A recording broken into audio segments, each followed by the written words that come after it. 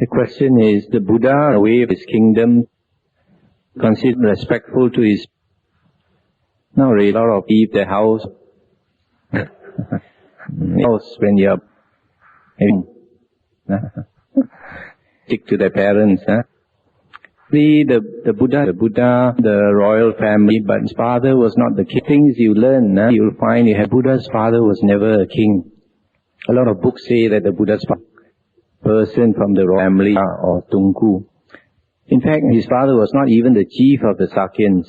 The chief of the Sakyans was a man by the name of Bhadia, who later followed the Buddha and became a monk and an Arahant. The king of the country where the Buddha lived was Pasenadi Kosala, King Pasenadi, and the country. So Buddha, our Buddha, he went away, the truth, he went life. And in my opinion, the Gatikara and Art, I was either a first or a Sakadagamin, second fruition person. Because in a previous life, the Buddha met the Buddha Kassapa. In the suttas, the Buddha only met one Buddha in the previous life. But later books said that the Buddha met 24 or sometimes 28 Buddhas. That is all something that was written much later. But according to the suttas, the Buddha met the Buddha Kassapa in the previous life. And at that time, he was a Brahmin. And he had a very good friend, a pot maker by the name of Gatikara. And Gatikara tried to persuade him to go and see the Buddha Kassapa.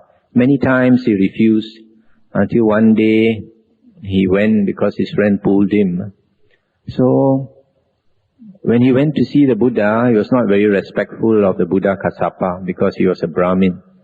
But after the Buddha taught him the Dhamma, he changed completely. And he decided to become a monk. So from there, I believe that for a person to change drastically like that and to become a monk, that he understood the Dhamma. He attained the Dhamma eye, that means he became a Sotapanna or a Sakadagamin. And after that, he was reborn in the Tusita heaven. And from the Tusita heaven, he came down and attained enlightenment.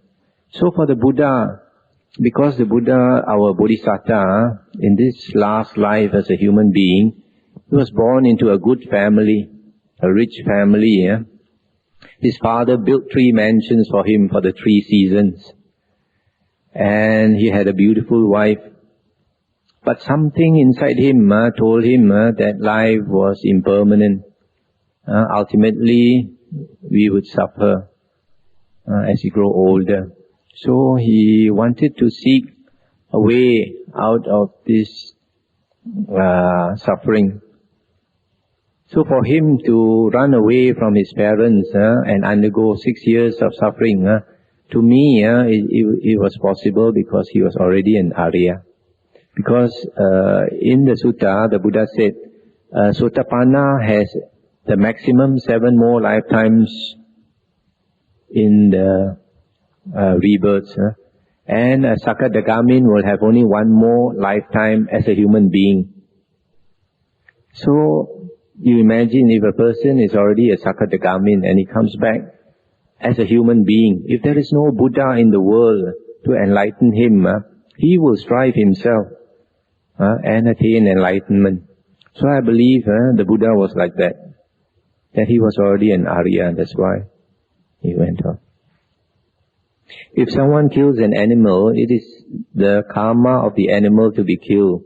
Why should someone do the killing action to fulfill the animal karma?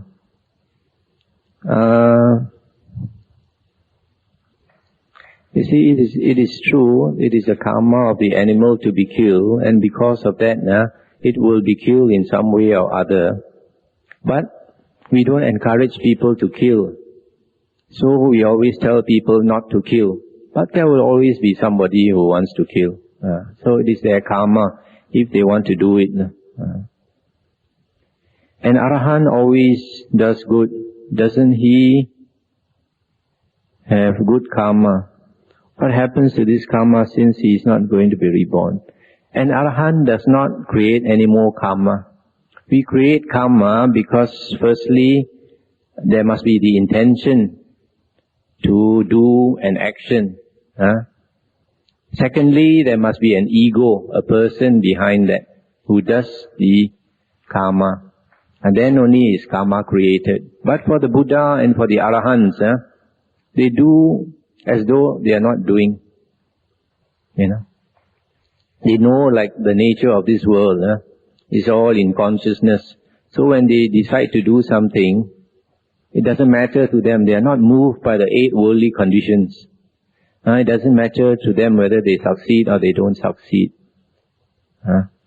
But because they know that if something is to be done, and because of their virtue and all that, whatever they want to do normally will succeed. But an Arahant does not create karma. Some karma is believed to ripen because it's to happen. Now karma, all karma will ripen. If all come then out of samsara, the bandit who kill some people, Garland, and funny.